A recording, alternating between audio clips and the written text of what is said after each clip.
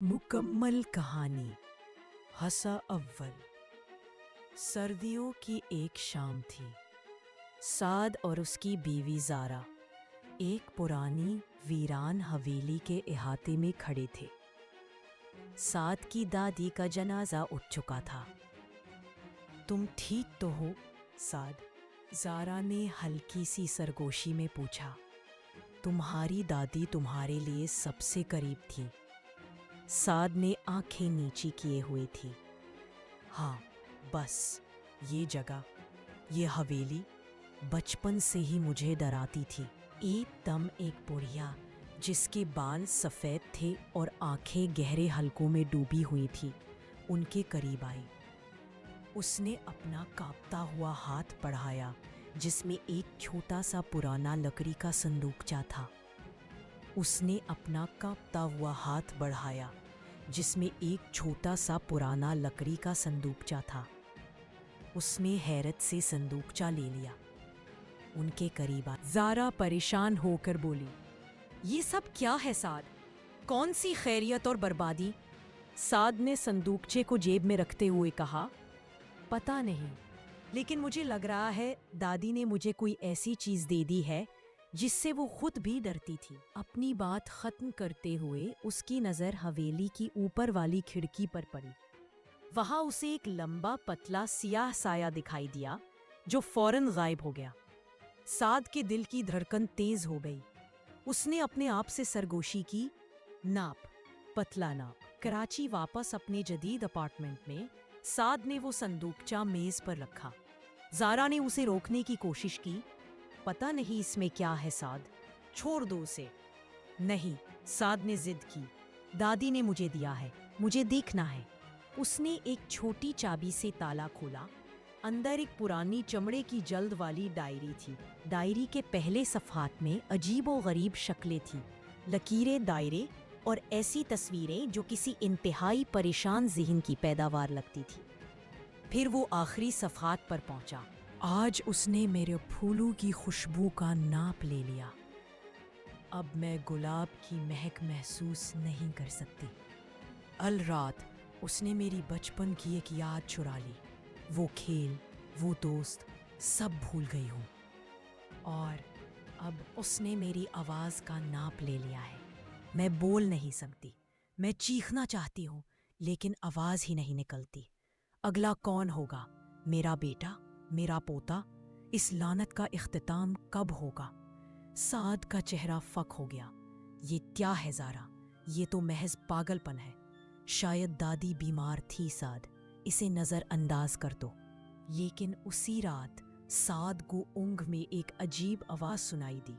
खड़ाक खड़ाक, जैसे कोई पुराना जंग आलूद पैमाना खोला जा रहा हो। वो अचानक जाग गया। कमरे में अंधेरा था लेकिन उसे महसूस हुआ कि कोई है, कोई बहुत लंबा, बहुत पतला उसके बिस्तर के पाँव में खड़ा है। उसने फ़ोन की टॉर्च जलाई। कुछ नहीं था, लेकिन फिर उसने महसूस किया उसकी मेज़ पर रखा उसका पसंदीदा परफ्यूम जिसकी खुशबू वो हमेशा। ये पहला नाप था।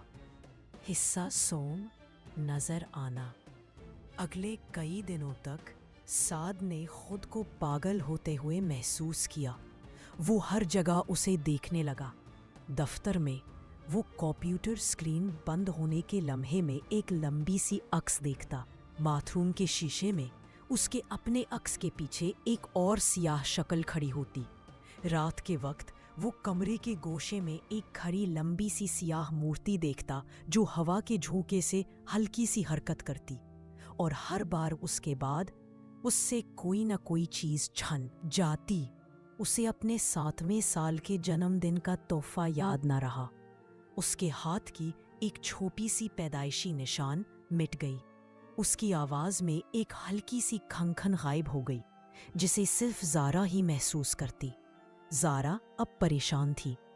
साद, तुम्हें डॉक्टर के पास जाना चाहिए। तुम्हारी आंखें, उनमें कोई चमक नहीं रही। साद ने डायरी को दोबारा खोला। अब इसकी समझ में आने लगा था, ये कोई बीमारी नहीं थी, ये एक नाप लेने वाला था। हिस्सा चहारम, हवेली की तरफ वापसी। साद ने फैसला किया, हमें हवेली वापस जाना होगा ज़ारा। جواب وہی ہے۔ ڈائری میں لکھا ہے کہ اس کا مقابلہ صرف وہی کیا جا سکتا ہے۔ زارا ڈر گئی۔ نہیں سعد، وہ جگہ، وہاں کچھ ٹھیک نہیں۔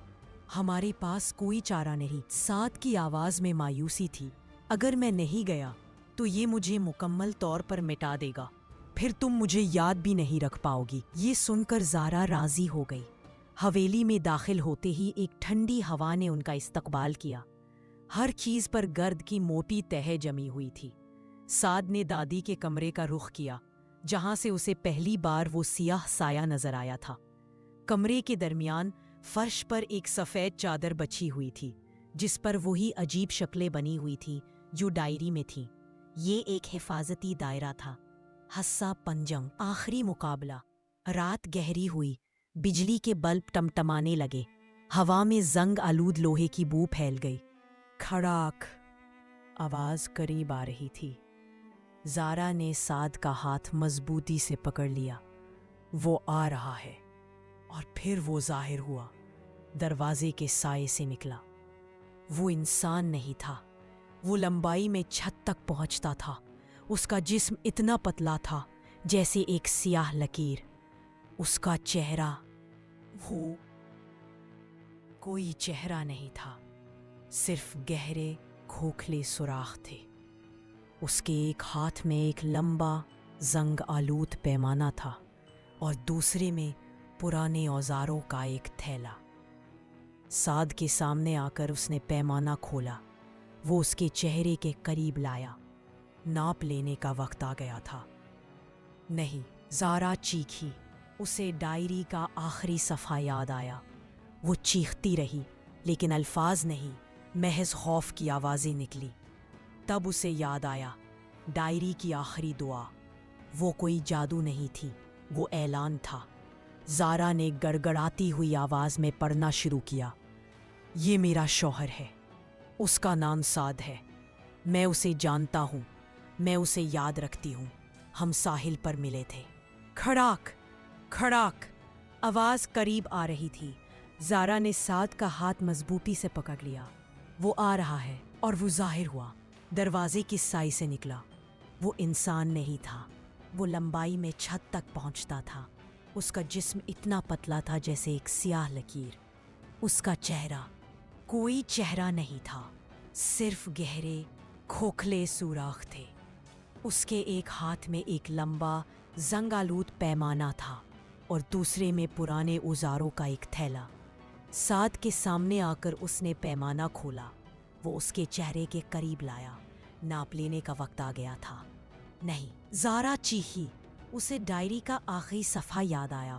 وہ چیختی رہی، لیکن الفاظ نہیں، محض خوف کی آوازیں نکلی۔ تب اسے یاد آیا، ڈائری کی آخری دعا۔ وہ کوئی جادو نہیں تھی، وہ اعلان تھا۔ زارا نے گڑگڑاتی ہوئی آواز میں پڑھنا شروع کیا۔ یہ میرا شوہر ہے، اس کا نام سعد ہے۔ میں اسے جانتا ہوں، میں اسے یاد رکھتی ہوں۔ ہم ساحل پر ملے تھے۔ اسے بارش کا موسم پسند ہے۔ اس کی آنکھوں کے گرد چھوٹی چھوٹی لکیریں ہیں جب وہ ہنس۔ ہر لفظ کے ساتھ زارا اپنی یادیں، اپنا پیار سعد میں پھونک رہی تھی۔ سعد کا دھندلایا ہوا چہرہ واضح ہونے لگا۔ اس کی آنکھوں میں چمک واپس آ رہی تھی۔